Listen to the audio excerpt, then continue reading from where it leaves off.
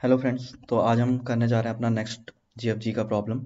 तो GFG SD sheet में हमारा जो नेक्स्ट प्रॉब्लम है वो है स्टॉक बाय एंड सेल। तो देखते हैं यार इस क्वेश्चन को।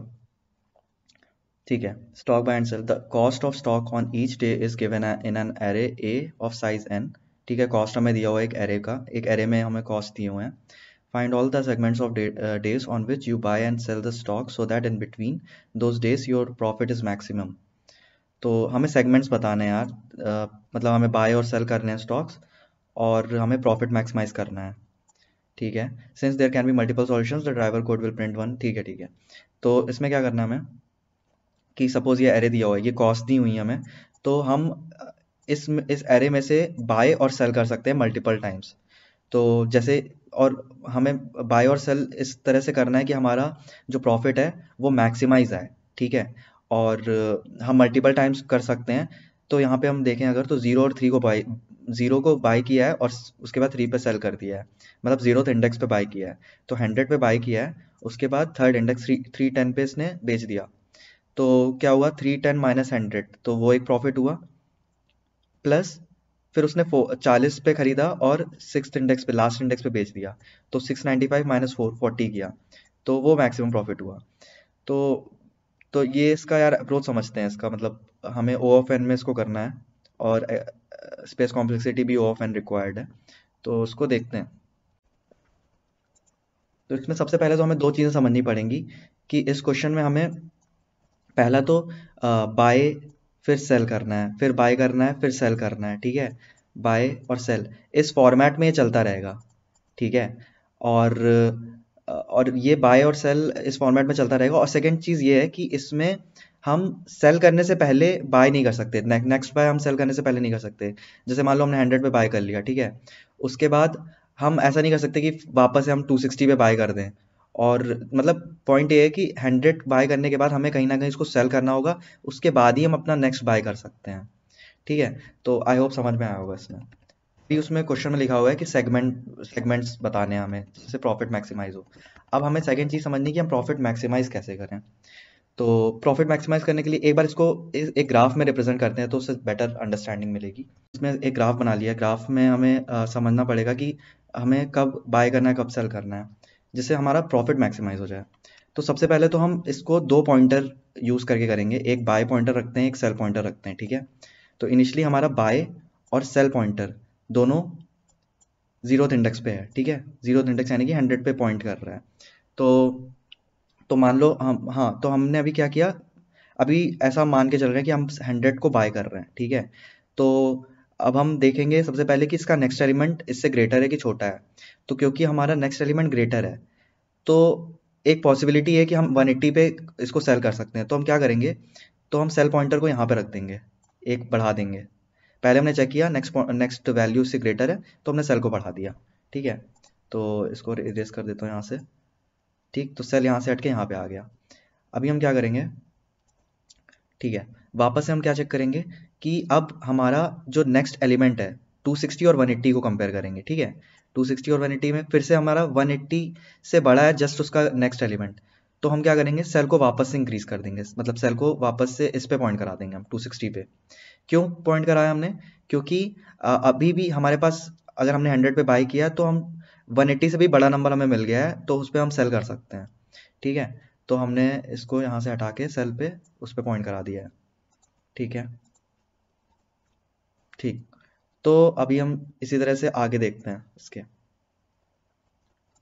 ठीक है, तो आगे हम फिर देखेंगे, फिर हमने देखा कि 260 से बड़ा है 310, तो हमने सेल को यहाँ पे पॉइंट करा दिया। ठीक, और यहाँ से डिलीट कर दिया। अब यहाँ पे हमें क्या होगा, अब यहाँ पे हम वापस से कंपेयर कराएंगे 40 और 310 को। तो यहाँ पे अब ट्रिक देखिए आप, यहाँ पे क्या होगा, यहाँ पे 40 इज लेस देन 310। तो अब हमें यहाँ पे डिसीजन लेना है। यहाँ पे हम डिसीजन क्या लेंगे कि हमें 310 ऐसी वैल्यू मिल गई है जो इसके बाद हमें हम बेचेंगे तो हमें प्रॉफिट बहुत कम आएगा, 100 इनफैक्ट निगेटिव में जाएगा, तो प्रॉफिट होगा ही नहीं, लॉस हो जाएगा उल्टा। तो हमें यहाँ पे डिसीजन ये लेना है कि हम इस पॉइंट पर ही इसको सेल आउट कर देंगे। तो सेल आउट कर देंगे तो हमें ये मैक्सिमम प्रॉफिट इस रेंज में मिलेगा। बट हमें क्या, हमें प्रॉफिट नहीं कैलकुलेट करना है, हमें जस्ट बाय और सेल की इंडेक्स बतानी है। तो हमारी इनिशियल इंडेक्स क्या होगी, बाय करेंगे हम 0 पे और सेल करेंगे 1 2 3 पे, ठीक। तो हमारा 0,3 ये एक आंसर हो गया। इसके बाद हम क्या करेंगे, इसके बाद हम क्या करेंगे, हम पहले तो इसको इरेज कर देता हूँ। हाँ ठीक है, हमें पहला सेगमेंट मिल गया जहाँ हमें मैक्सिमम प्रॉफिट मिल रहा है। अब हम नेक्स्ट सेगमेंट के लिए क्या करेंगे, हम बाय और सेल को 40 पे सेट करा देंगे, ठीक। तो बाय और सेल अब यहाँ पे पॉइंट कर रहा है, तो वापस से हमारी एल्गोरिथम वैसे ही वर्क करेगी। अब हम सेल इसका नेक्स्ट एलिमेंट चेक करेंगे, 535 इज ग्रेटर देन 40, तो हम सेल को बढ़ा देंगे, सेल यहाँ पे आ गया, ठीक, यहाँ से हट गया सेल। फिर उसके बाद 539 और यहाँ पे क्या था 695 था, सॉरी यहाँ पे 5 नहीं लिखा था मैंने। तो यहाँ पे भी again next element, next adjacent element is greater, तो हम यहाँ पे वापस से सेल को बढ़ा देंगे और यहाँ से सेल हट जाएगा, तो हमारा फाइनल यहाँ पे आया सेल, ठीक है। तो इसके बाद क्या होगा, हम क्योंकि हमारा लास्ट एलिमेंट, इसके बाद कोई एलिमेंट है भी नहीं, तो ये हमारी नेक्स्ट वो हो जाएगी, नेक्स्ट इंडेक्स सेगमेंट हो जाएगा। तो 0 1 2 3 ये 4 हो गया, 5 6, तो 4,6। तो आई होप यही हमारा आंसर भी था यहाँ पे, 0,3 और 4,6। तो इसमें इसमें एक और केस लेके समझते हैं, ठीक है। तो हम इसको एक और केस से समझते हैं, ये एरे दिया हुआ है, सेकंड एग्जांपल टेस्ट केस है। तो इसमें हम अगेन बी और एस दोनों को यहाँ पे पॉइंट पॉइंट करा देंगे पहले, फिर हम देखेंगे इसका नेक्स्ट एलिमेंट। तो यहाँ पे क्या है, नेक्स्ट एलिमेंट छोटा है, 2 इज लेस देन 4, तो हम जाहिर सी बात है यहाँ पे हम कुछ एक्शन नहीं ले सकते, तो हम बी और एस को रीसेट कर देंगे, बी और एस को यहाँ पे कर देंगे, दोनों को ही रीसेट करना पड़ेगा, ठीक है। अब हमें नेक्स्ट एलिमेंट देखा, तो नेक्स्ट एलिमेंट हमारा ग्रेटर देन नहीं है, इक्वल आ रहा है, ठीक है। तो अगर ग्रेटर देन आएगा तभी हम इसको बढ़ाएंगे, नहीं तो इसमें भी हम रीसेट ही कर देंगे, ठीक है। तो यहाँ पे भी बी एस हो जाएगा, सेम यहाँ पर होगा, यहाँ से हट के यहाँ पे वापस से रीसेट हो जाएगा बी और एस। फिर यहाँ पे हमें दिखा 4, तो 4 हमें दिख रहा है कि 2 से बड़ा है 4, तो हम सेल को एक आगे बढ़ाएंगे, तो सेल आगे बढ़ा, तो हमें ये एक हमारा एक सेगमेंट मिल गया, ठीक। तो यहाँ पे हमें 0 1 2, तो यहाँ पे हमें 3,4 ये आंसर मिल जाएगा, ठीक है। तो हमें यहाँ पे 3,4 ये आंसर मिल गया, और यही हमारा पर दिखा रहा है। तो इसका कोड कर लेते हैं यार, इसका कोड कर लेते हैं यार। इसमें कोड में एक ट्रिक पार्ट ये है कि हमें क्योंकि हम एडजेसेंट एलिमेंट्स चेक कर रहे हैं ना, तो हमें n-1 तक का लूप लगाना रहेगा, ठीक है।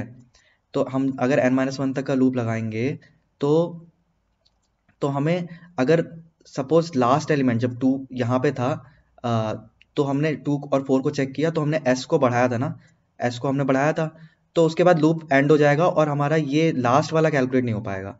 तो हमें जस्ट फॉर लूप के बाहर इसको अलग से कैलकुलेट करना पड़ेगा, लास्ट सेगमेंट को, ठीक है। तो उसका कोड कर लेते हैं, चलो जल्दी से। तो कोड में हमें क्या करना है, यहाँ पे इंडेक्स स्टोर करानी है। तो हम एक एरे लिस्ट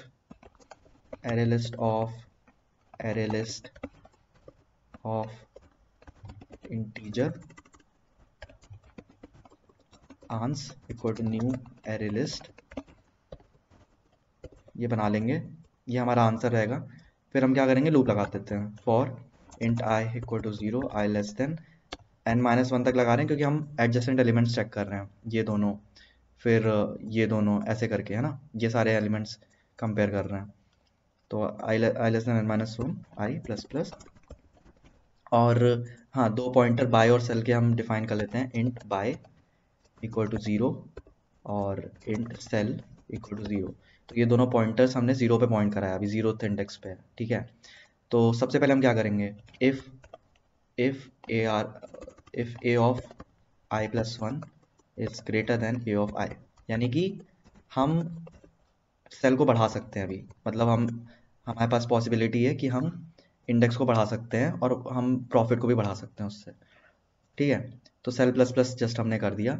अगर ऐसा नहीं है, यानी कि अगर नेक्स्ट एलिमेंट इक्वल है या फिर लेस देन है, तो उस केस में हम क्या करेंगे, सबसे पहले तो हम अभी तक का जो भी हमारा आंसर आया है उसको स्टोर करा देंगे। तो अभी तक के आंसर में हमें एक चीज का चेक लगाना पड़ेगा कि जो सेल है वो ग्रेटर देन होना चाहिए बाय से, यानी कि सेल का इंडेक्स बाद में आना चाहिए, ठीक है।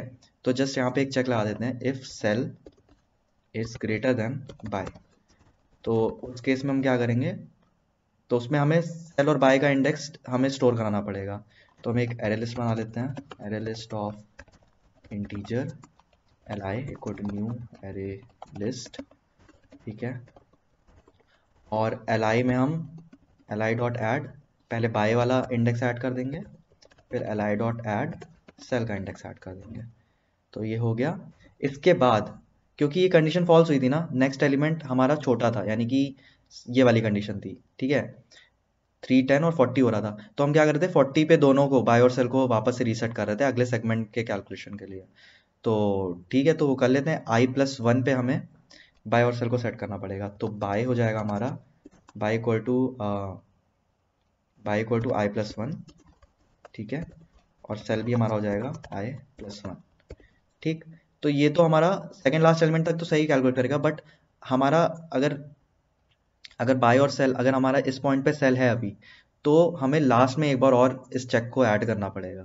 आई होप समझ में आ रहा होगा, क्योंकि हम एक कम तक लूप चला रहे हैं ना, n-1 तक लूप चला रहे हैं, क्योंकि हम पेयर वाइज चेक कर रहे हैं।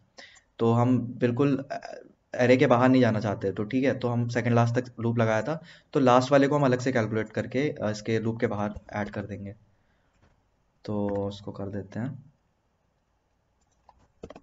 ठीक है, इसको इंडेंट कर देते हैं प्रॉपर तरीके से।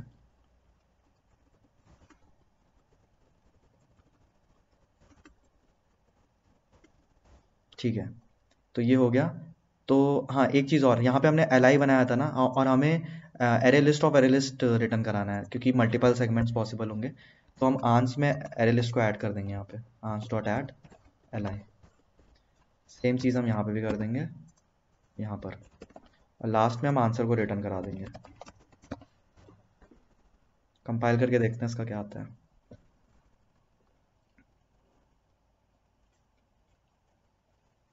ठीक है, बेसिक टेस्ट केस चल रहा है, इसको सबमिट करके देखते हैं।